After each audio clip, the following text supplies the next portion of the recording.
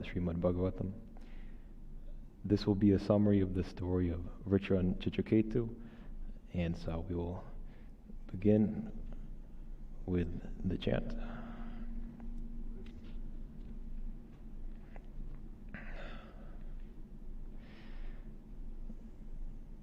Janmadyasya yaton vayaditartas chartesa bignyas farad tene brahma hridaya adi kavaye muyanti yat surayaha tejo varimridam yatab vinimayo yatra trisargo misha dhamna svena sada nirasta kuhakam satyam param dhimahi.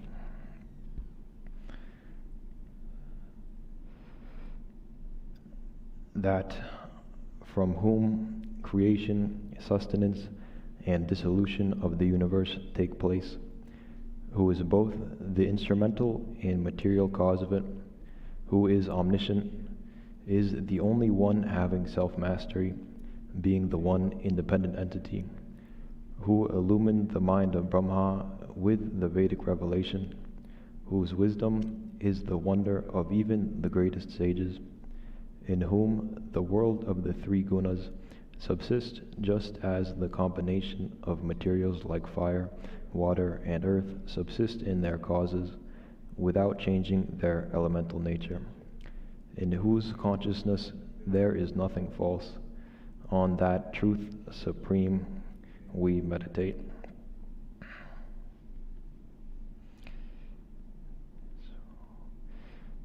So,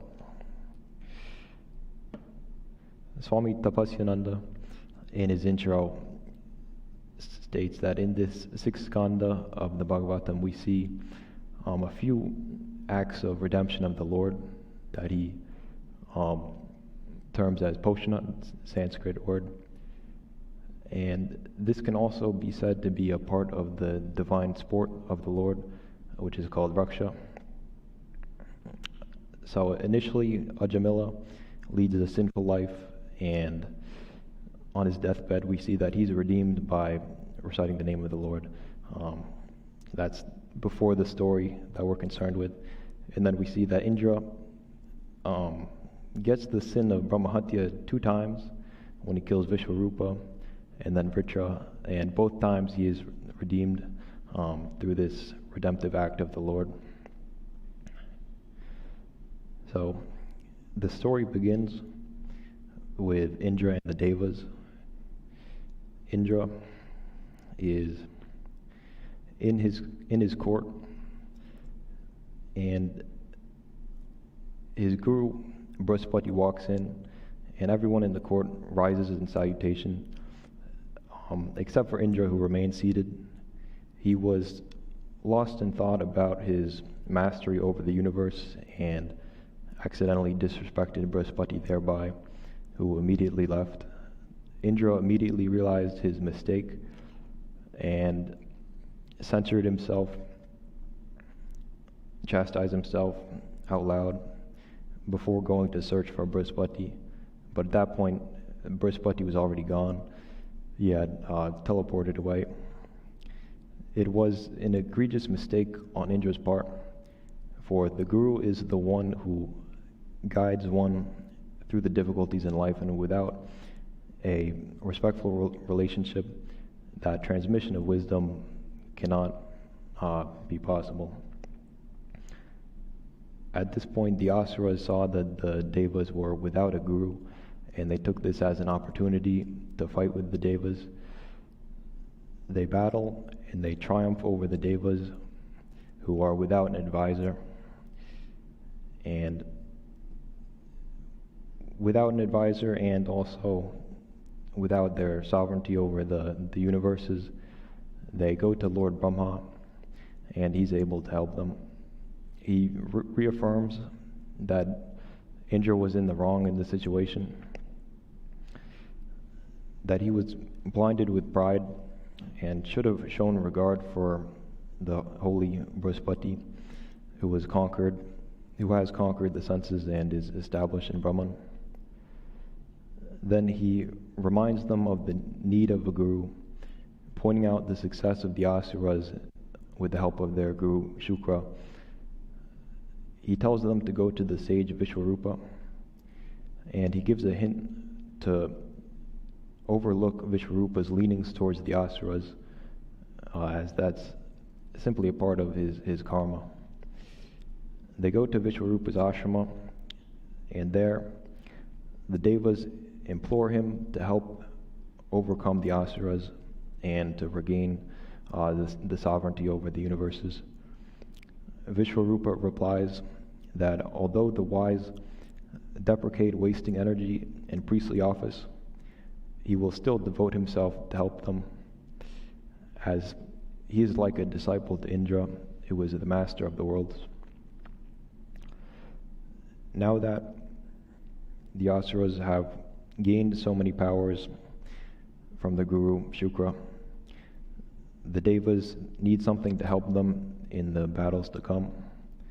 So Vishwarupa provides this by bestowing on Indra the meditation armor, the Narayana Kavacha.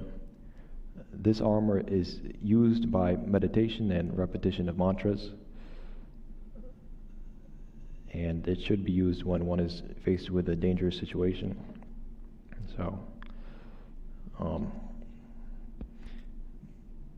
one should meditate on the Supreme Being, the one object fit for meditation by all, possessed of all his powers like lordship Aishwarya, and having the form of consciousness, energy, and austerity. He should then repeat the following mantra. So here is just one verse from the mantra. It's probably about a dozen verses or more. So, Tenaiva Satyamanena Sarvagno Bhagavan Harhi Patu Sarvai Sarupairnaha Sada Sarvacha Sarvagaha. And this says that it being the truth that he, the Lord, is the substance in everything, may he, the all-powerful and the all-knowing one, protect us always and everywhere, presenting himself in forms appropriate to the situation. And it invokes many protections from, most prominently from Narayana, but also from the rishis, Dashavatar, other forms of Krishna. And it extols the Lord as the substance of everything that exists, saying that he being the substance of all troubles and difficulties are dissolved by knowledge of the truth. With the help of this powerful meditation armor bestowed by Vishwarupa, Indra and the Devas are able to defeat the Asuras and to regain the sovereignty over the universes. Then,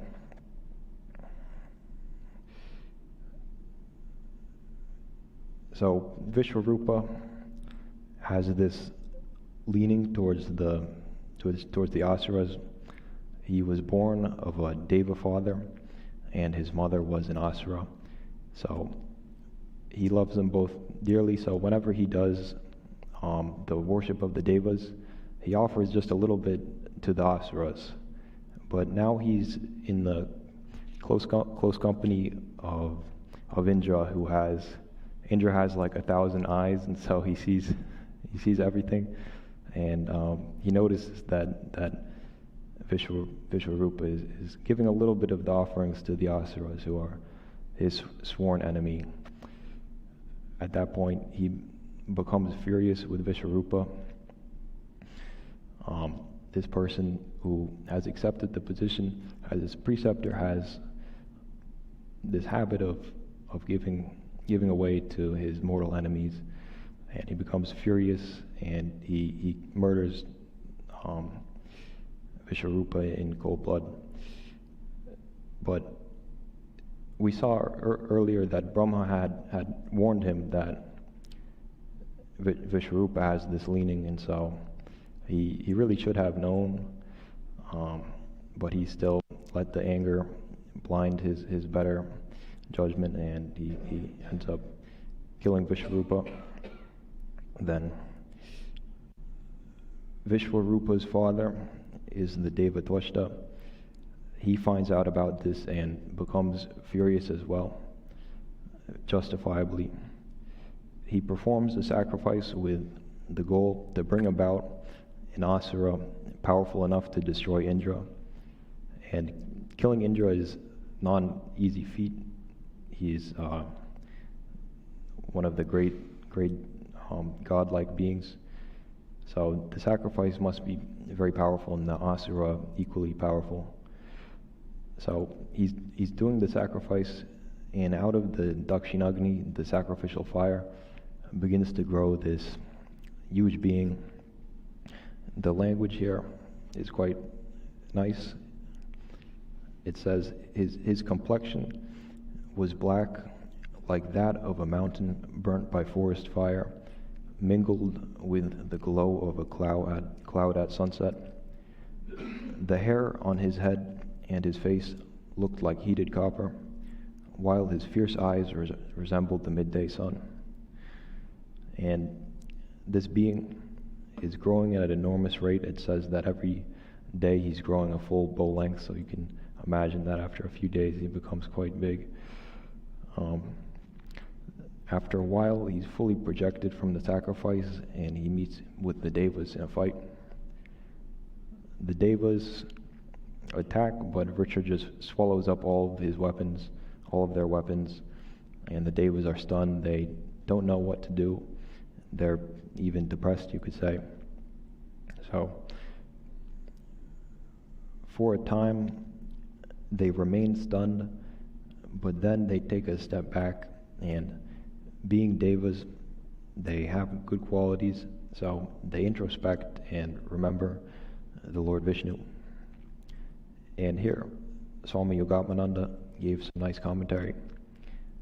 This was a great blow to the Devas, but we see that they gain from it. This is because they introspect. That is the positive potential of sorrow. This is also what we see in the beginning of the Gita, that Arjuna is stuck in this deep vishada, this sorrow, but he has the grace of contact with Krishna and the grace to ask him how to deal with the situation, and so he's able to profit from that. Arjuna was up against undefeated warriors like Bhishma and Drona, and it was not just that they were great warriors, but they were also people he looked up to as like uncles. So it was a very difficult situation for him. He drops his bow, falls to the ground. He's sunken in sorrow. He cannot now procrastinate from falling at Lord Krishna's feet. And Swamiji continues that God is always with us, being our true nature. We cannot be without God, and we can always turn to Him. Just as furniture cannot run from wood, so we cannot be without God. Sooner or later, our attention is pulled inwards to the center of consciousness. Any help from the external is only going to work in the realm of the external. But looking inward to God, we are able to find the source of real interchange. That will help us to navigate both the external situation now and in all future situations, because that real inner controller will manifest. By that, we can discard the desire-driven ego, the ignorant locus of thoughts from where actions, feelings, and thoughts are sort of randomly produced. So, coming back to the story, the Devas recollect Lord Vishnu in their hearts and see him seated there, and they pray a nice hymn. Through this introspection and devotion, the Lord manifests in their hearts and speaks to them. Lord Hari tells that he's very pleased with the Devas. Indra made some mistakes, but through thinking of God, he has brought out his underlying divinity and is purified. Lord Hari says that you can go to a certain powerful sage, and if you plead that he sacrifice his body, you'll be able to take that body to a divine architect, Vishwakarma, and he will forge that into a weapon. With that, you will be able to defeat the asuras.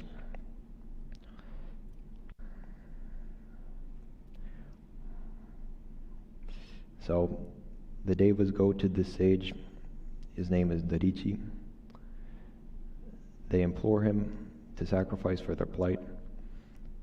And at first, he pretends to be a bound person and says, "Are you not aware that jivas are intensely attached to the body?" The Devas again plead with Dadichi to help them, and Dadichi now reveals that he was testing their understanding of Dharma. He accedes to the request happily after they demonstrate that they understand the situation in a deeper light. For a realized soul, giving up the body is not a matter of life or death. His consciousness can see the body come and go within itself.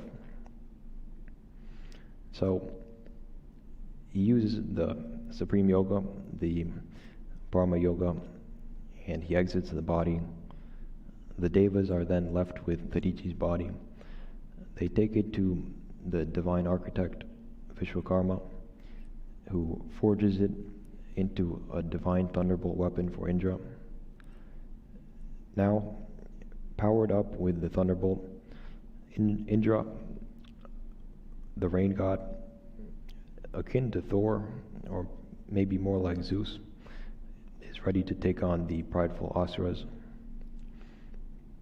In what ensues as a large-scale battle, the Devas and the asuras come to blows, but this time the tide is different.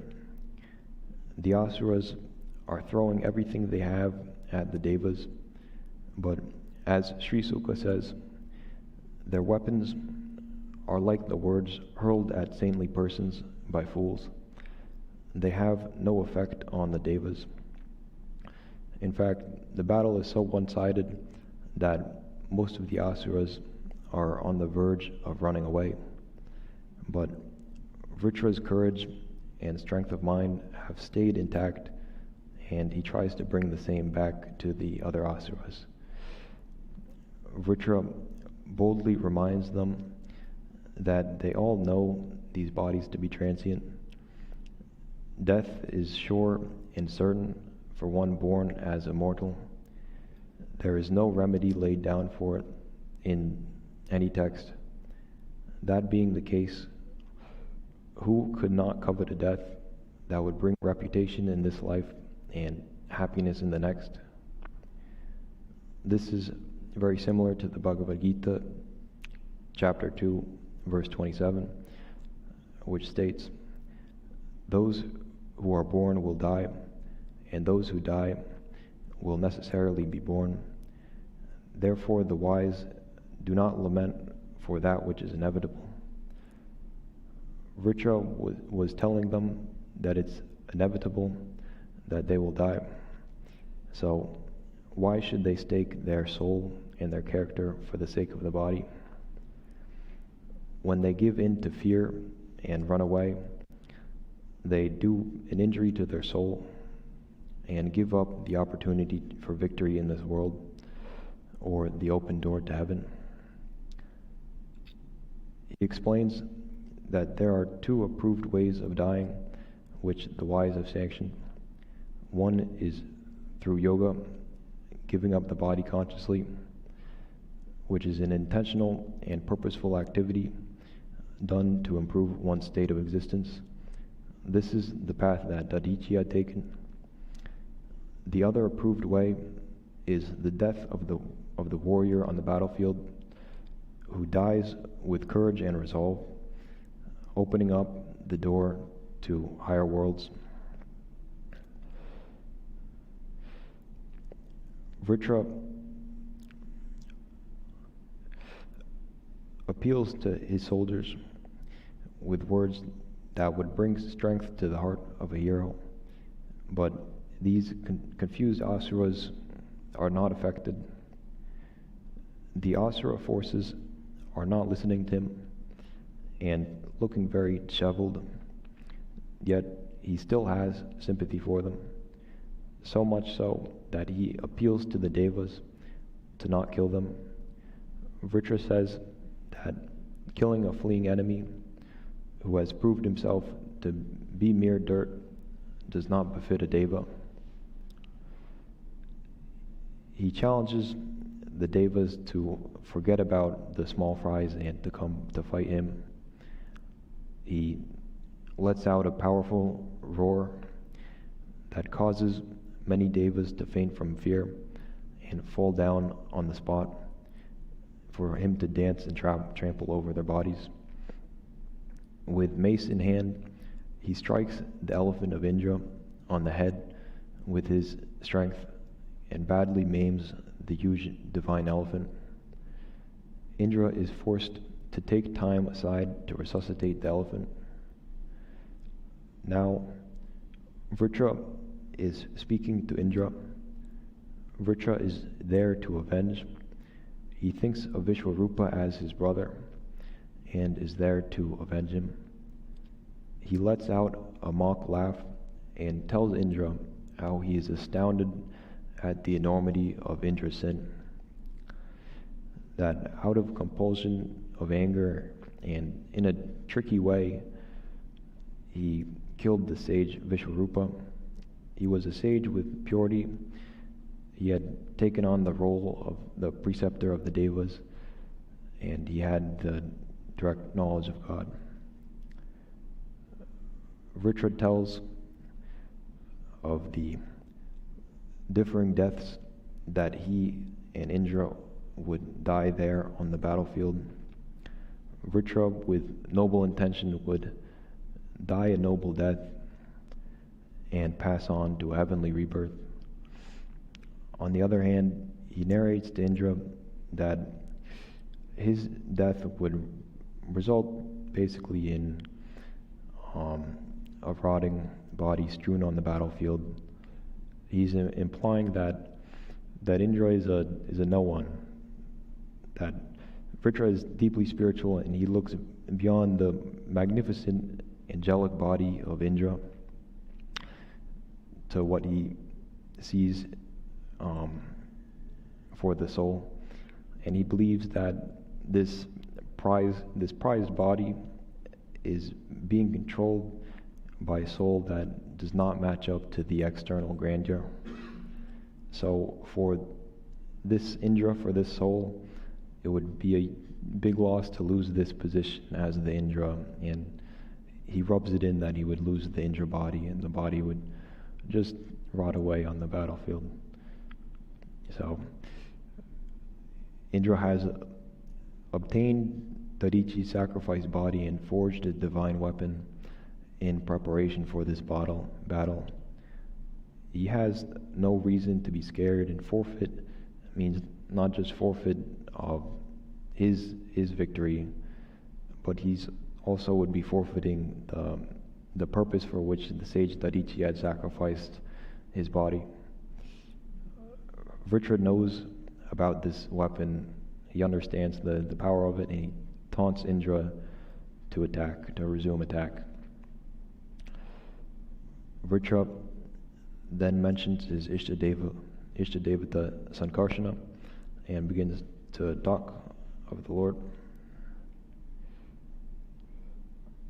He speaks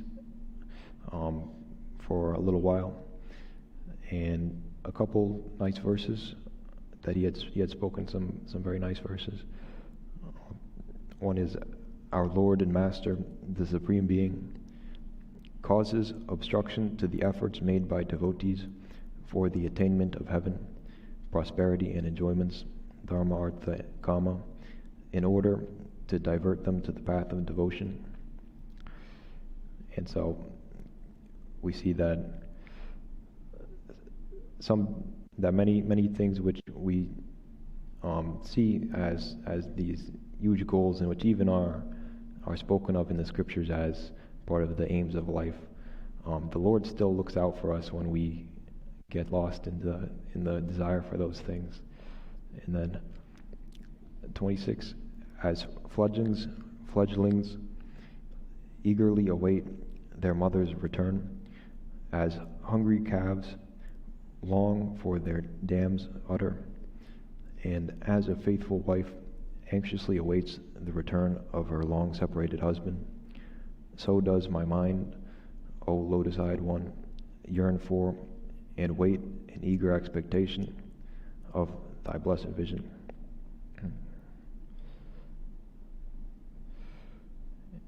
And so, Vritra has been created for the purpose of killing Indra, and now the opportunity for him to fulfill that is at hand, and he is fully resolved to either succeed or die on the battlefield. Vritra and Indra are fighting intensely. Vritra has seen Indra's divine weapon, the thunderbolt, and he's openly revealed that he knows how powerful it is. He says to Indra that you indeed have the capability of killing me, and still the valiant Indra is resolved. So the fight proceeds. Vritra attacks Indra, and Indra breaks Vritra's weapon and fully severs his arm. But even with the immense handicap, he's able to deliver a stunning blow on Indra. Indra is left completely stunned and sitting on his butt, feeling like he has no next move. Vritra nobly does not take his opponent's mental aberration as an opportunity to deliver another blow. Instead, he speaks to Indra about the philosophy of this life. He reminds him that the fortunes of war vary. One cannot have expectations of being victorious. Only the Supreme Lord is ever victorious. And Swami Yogavananda adds here that when he was a younger monk, not that he's not still young, many experienced Swamis told him that spiritual life proceeds in a wave form. So there's always going to be ups and downs, and those are, to the mind, those are opportunities to get excited or to get depressed. So, to be steadily on the spiritual path, we need to avoid projecting expectations onto the future, and that'll help us to not get pulled off balance. Then Vritra furthermore reminds Indra that the Lord manifests as time, so not only should he not be whirled around by the waveform, but through it he can even succeed through it. He can get to the deeper perspective on success and failure. Vritra says that all the powers of the jiva, of the body, mind, and soul, all depend on time. Success and failure too depend on the favor of time being at hand. Indra is forlorn, surprised that things have taken a bad turn, but remembering that the Lord manifests as time could bring him the right perspective, as all ups and downs can redirect our attention Godward. Vritra says, O Indra, look at me who, though defeated and deprived of an arm and of weapons, am still standing facing you for battle, determined to do whatever I can to destroy you. Indra hears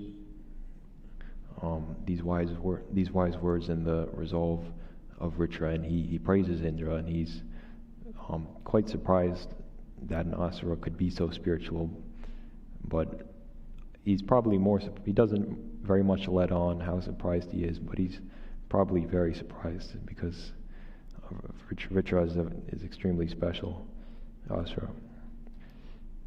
They resume the fight, and Indra does take the victory. It's an epic battle sequence at the end here, but we're going to skip over that. But there's an interesting gambit or quirk here that Vritra's karma is not yet exhausted, so they have to wait a while before the battle actually ends and Vritra can pass on. And then, so the fight is over, and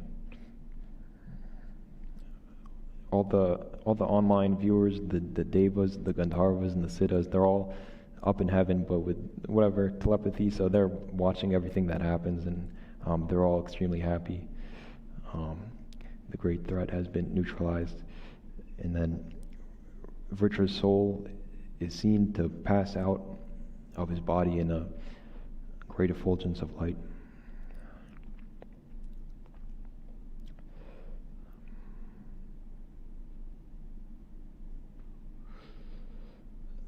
Then all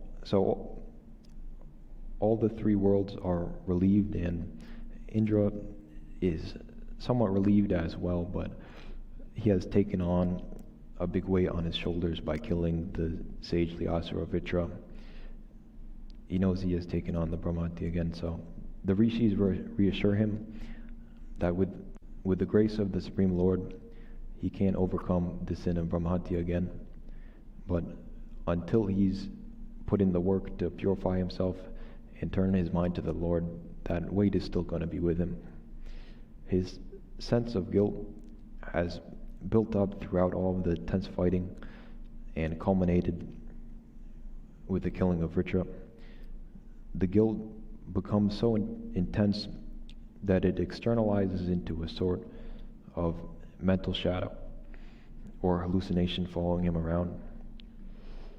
It has the form of an old outcast woman who reeks of rotting flesh and utters horrible screams and groans. He flies across the universes and heavens, but no matter how far or fast he travels, that old outcast woman is still following him.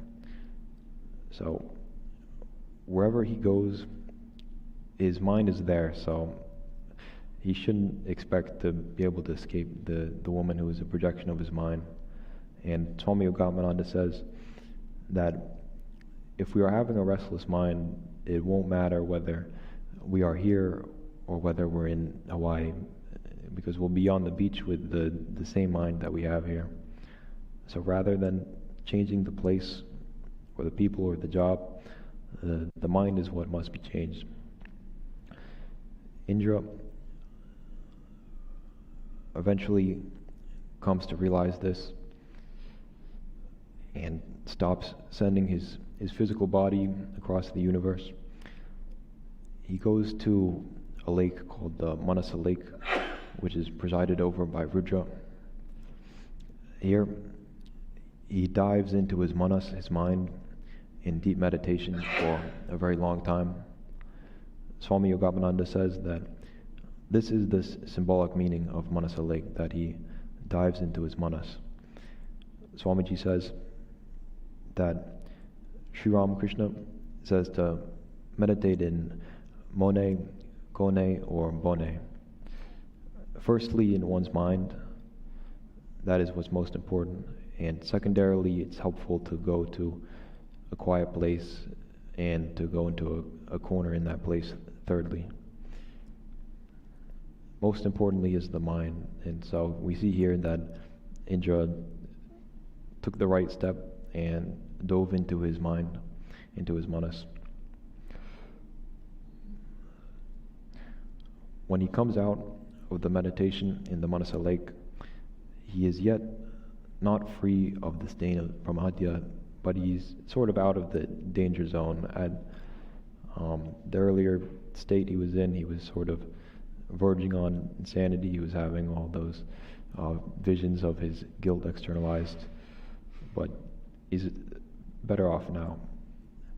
But fortunately, he has many rishis to consult, and they help him to perform the Ashwamedha sacrifice, the great horse sacrifice.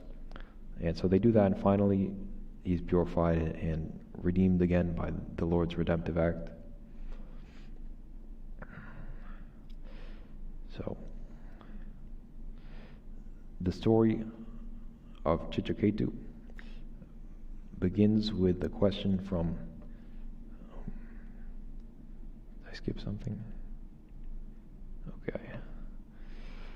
With a question from King Parikshit to Shuka. He asks, O illumined one, how did this Vritra, whose nature was rooted in Rajas and Tamas, and who was very sinful, obtain such firm devotion for the worshipful Narayana, the inner pervader of all beings?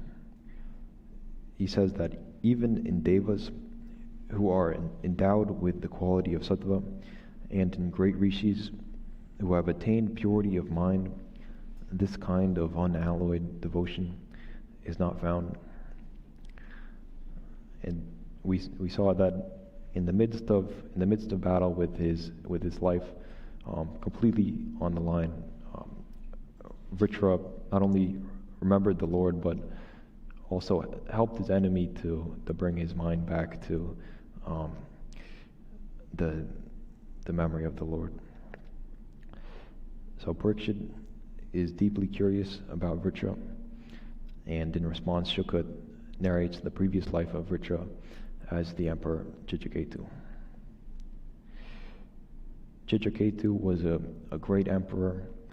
He possessed everything that could be desired, the Dharma, Artha, Kama. He had a great empire. He had good relations with all of his neighboring empires. He had learning, riches, and numerous beautiful and good-natured wives. In his kingdom, the earth provided everything for a happy populace. But despite all of this, he was intensely dissatisfied with his life due to the fact that he had no issue. He didn't have a son or an heir. He had no means to beget children since all of his wives were barren. Without a son, his kingdom had no heir within his lineage, and likely it would be problematic to find an heir otherwise. For Chitraketu, it's essential that the kingdom stay within his lineage. He may have had the idea that he will be reborn in the same lineage and thus continue to have that lordship over that kingdom. Swami Yogavananda comments here that Chitraketu looks at the prospect of having a son as an extension of his own self, that many times people feel that they are living through their children. It becomes a tremendous desire due to the feeling that one can continue beyond death. Really, the person will continue past death as the soul, but due to wrongly identifying the self as the personality or achievements or possessions, this sort of confusion results. One day, the sage Angiras, who is one of the Saptarishi, happens to pass through Chitraketu's territory. They meet, and seeing Chitraketu's sorrow, Angiras asks what the cause of it is. Chitraketu reveals that he is depressed due to lack of a son. Upon hearing this, Angirasa offered to help Chitraketu, but that the son he receives may bring him great sorrow. Chitraketu agreed to accept the help, and Angiras performed a sacrifice to the deva Tvashta so that Chitraketu might get a son. It's interesting here that the sacrifice was offered to Tvashta, since he ends up being Chitraketu's future father in his birth as Vritra, but I didn't find a deeper meaning to that connection. So Chitraketu then begets the son from his wife Kritaduti, who is sort of the head wife. For a short time, they're all very happy. Chitraketu and Kritaduti become deeply infatuated with the child, and the whole kingdom is glad. But for a few people, this quickly changes.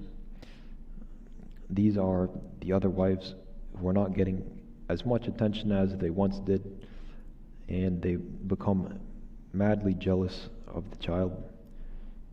Their mad jealousy turns into mad madness, and they murder the child with poison. Everyone is thrown into grief. Even the confused wives who had committed the murder get pulled into the grief as well. And Sri Shuka says that everything bore the impress of death.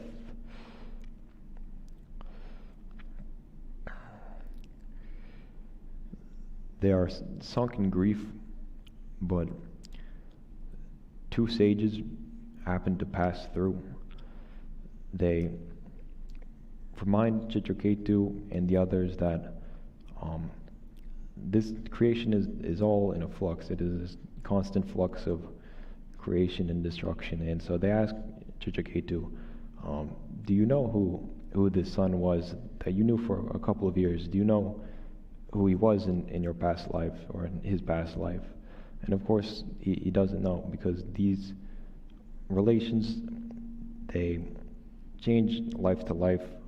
There may be some relation, and most likely there will not be a relation due to the sheer scale of the creation. And these sages tell them that yet there is something which is constant and which can be depended upon, and that being the soul of man. They exhort them to realize that only the son's body has died, but the soul has survived. Chitraketu inquires of the identities of these noble sages. They reveal themselves as the sage Angirasa, who he had met before, and also the sage Narada. Angiras reveals that he had wanted to teach Chitraketu previously, but at that point he was too deeply engrossed in this thought of getting a son, so he allowed him to go through that experience and to find out what it was. And now he feels that Chitraketu is ready to receive some instruction. He tells him,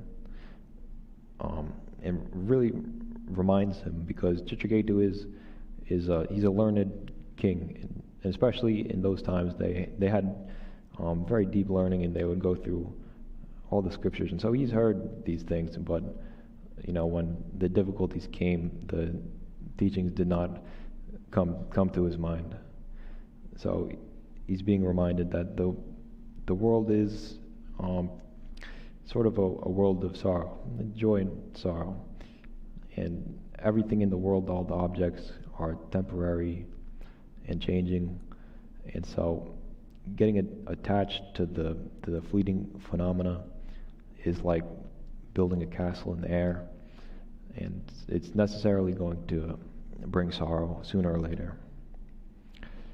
And there is the permanency, that is the Atman, and that can be attained in life. And so Narada too sees that Chitraketu is ready to enter the spiritual path, and says that he will bestow a mantra on him. The child's body has been dead for some time now, but the soul has not yet taken a new body. Narada contacts the subtle body, the soul of the child, He wants to see if it will come back to this body, and asks if it will come enjoy the company of its relatives and eventually succeed to the throne. The soul's reply is startling. It replies that it does not know which parents Narada speaks of. It has been traveling from body to body according to its karmas, and has been in so many different families and positions in life. It has been in heavenly bodies and in the brute bodies, asura bodies. Just like Angira said when consoling Chitraketu, the baby soul reminds them that this life is an uncertain flux of birth and rebirth and death. So this is the perspective of the baby soul, and Narada is telling him that his parents want him back, but naturally he doesn't know what Narada means by his parents. He tells them that the unattached soul, the Atman, is the reality. This body has died, but that is not the real me. I don't wish to come back to it. My experience of self is as it should be. The baby's soul is not participating in the grief of its parents. Hearing this, Chitraketu and the others are freed from grief. Chitraketu in particular is spiritually awakened. Narada then bestows the mantra he said he would give. It is a meditation on the deity Sankarsana and grants the experience of that deity. Chitraketu dives into the meditation, taking nothing but water, and quickly makes progress. After 2 weeks, he gains permanent lordship over the celestial Vidyadharas, who are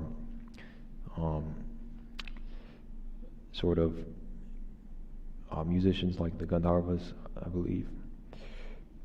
After the 3rd week, he gets the vision of the Lord in the form of Adishesha. He has an intense spiritual experience which raises his mind above all impurities, and it is an intensely emotional experience of devotion, and Chitraketu wept profusely. He saw Adishesha of serene face and eyes of reddish tinge, white in color, like the inside fiber of lotus stalk, dressed in blue cloth and wearing a brilliant crown, armlets, girdle, bracelets, etc. Freed from all his sins, Chitraketu's mind now attained to the state of extreme purity on account of his blessed vision. With devotion swelling in his heart, tears of spiritual joy flowing from his eyes, and horripilations all over, he took shelter in the Lord and made prostrations to him. Swami Yogananda notes that Lord Adishesha signifies the residue that remains after all the names and forms have disappeared from the universe. The bodies are born and die, the universes come into creation and are destroyed, and through all this, there's only one thing that remains, and that's the Lord. And simply put, God does not come into existence, and so he can never go out of existence. After regaining his composure, Chitraketu addressed a hymn to Lord Adishesha, whom he had just had the vision of. In the hymn, he says that though you are unconquerable, you have been conquered by great devotees who are established in the outlook of seeing God in everything. Swami Yogananda comments here that it is through love that the unconquerable is conquered. God even becomes enslaved by the love of the devotee. He becomes the devotee's own. Similarly to how a parent yields to the entreaties of the child who has no other powers over them, it is that true love where mind and speech are aligned, that all forces must yield to, that love without expectation. The Lord was much pleased with Chitraketu and imparted some instruction. He tells him that by meditation and by my vision you have become great in spiritual attainments. He says that the Lord is the cause and the witness of all the objects in the universe. The Atman pervades the universe at the experiencer, and the Lord pervades the Atman in the world. Adi gives an example that a dreamer dreams that he is awakened, but yet his awakening is only within the dream state. It is only a dream thing. The dreamer doesn't realize it, but the whole world he is seeing is only a projection of his own thought. And similarly, all three states of waking, dream, and deep sleep are actually only like this. And the solution is to exist as the witness. He advises Chitraketu that taking on work which yields only material objects will not bring peace. Taking on these works for the sake of freedom from pain and happiness brings disappointment. And the key is to do all the work as the witness of the fruits and not as the enjoyer. Seeking the enjoyership will bring one to the state of being a victim. Now, Chitraketu and the Vidyadharas go to Mount Mahameru. They're there for a long time, singing hymns in praise of Mahavishnu. Eventually, Mahavishnu gives him a sort of aerial car, and he travels to Lord Shiva and meets him. He sees Shiva sitting in the company of many siddhas, and Sri Parvati is sitting on his lap, and so he impertinently projects his own standards onto Lord Shiva, and he tries to say that Shiva is taking the wrong course, and that he is let me see. Yes, and so Lord Shiva, he smiles slightly and remains quiet, and the siddhas follow his example, and only Sri Parvati speaks. She's roused to anger and gives Chitraketu a proper censure. She says, Is this man the accredited authority to criticize, restrain, and punish shameless and wicked beings like ourselves? He speaks as if he were. She points out that Brahma and all great sages honor Lord Shiva, and that Chitraketu is not one to dispute the moral law with these divinities. Finally, she says, You wanton child, may you be reborn as an asura in order that you may not do this type of offense to great men.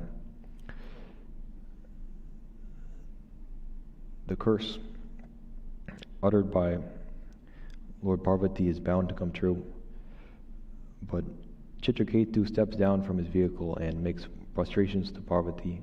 He accepts the curse unperturbed and accepts it with open arms. He says, O goddess, I accept your curse with both arms. Whatever divinities bestow on one, whether it be favorable or unfavorable, is all the result of one's karma. Therefore, and then a few verses later, therefore, O angry one, I desire to pacify you, but it is not for release from the curse you have pronounced. O great lady, it is for asking pardon of you if what I said was improper. So, here, he appeals for mental forgiveness rather than to try to escape the physical punishment that he's bound to receive. This shows that he's managed to go beyond the attachment to the physical through his practices and his austerities. And all assembled were amazed by the way Chitraketu reacted to the situation, and then he flew away, and then Shiva speaks to Parvati. He says, "Do you see the greatness of even the servants of Sri Hari?" And he praises his brother Lord Vishnu and shows a lot of love for Lord Vishnu. He says that objects as distinguished as good and bad are meaningless to one who has supreme devotion to the worshipful Vishnu. Therefore, those distinctions are made on the basis of ignorance, like mistaking a flower wreath for a snake. He says he feels no displeasure towards Chitraketu, since he is a devotee with great devotion. Sri Shuka then says that upon hearing these words, Goddess Parvati became pacified and understood the conduct of Chitraketu. Then Chitraketu eventually was reborn as Vritra from the sacrifice of Tvashta. And this is the end of the story of Vritra and Chitraketu. Indra received redemption of the Lord twice after incurring the sin of Brahmadya, and Chitraketu received illumination through meditation on the Lord, and all beings can do the same. Sri Shuka says that one who meditates on this narrative daily will attain the highest spiritual state. And so, thanks to Swami Yogavananda for giving me this assignment by which I've had the opportunity to progress my studies and my understanding, and thanks to everyone for giving up their time to listen to a beginner talk about these advanced things. Okay, so we'll move on to the closing chant. Nigama kalpataror galitam phalam Shukamukad amrita dravasam yutam Pibata bhagavatam rasamalayam Muhuraho rasika bhuvibavukaha. O devotees, quaff to intoxication this nectar of the fruit of the tree of Vedas, flowing from the mouth of the great sage Shuka and mixed with the ambrosia from his words.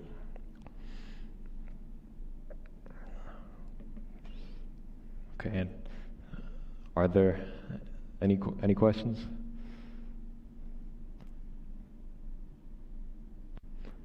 Ajay?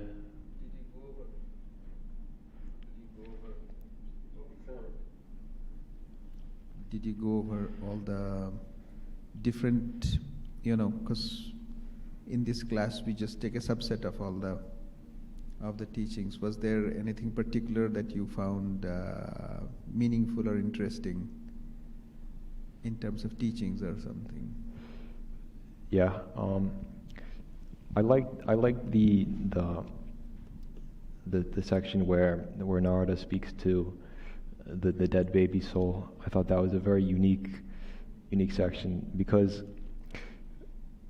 the baby the soul has passed away, but it hasn't taken another body, and so there's a window where you're able to speak to the soul, and it's amazing that he is able to communicate in that state, probably due to this is the sage Narada, so he's probably able to facilitate that in some way. So I thought that was interesting.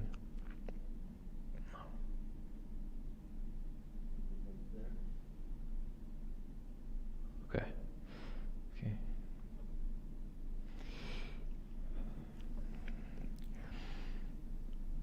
Mukunda Madhava Govinda Bol Keshava Madhava Hari Hari Bol. Mukunda Madhava Govinda Bol. Keshava Madhava Hari Hari Bol. Hari Hari Bol. Hari Hari Bol. Hari Hari Bol. Hari Hari Bol. Krishna Krishna Bol. Krishna Krishna Bol. Krishna Krishna Bol. Krishna Krishna Bol. Mukunda Madhava Govinda Bol. Keshava Madhava Hari Hari Bol. Keshava Madhava Hari Hari Bol.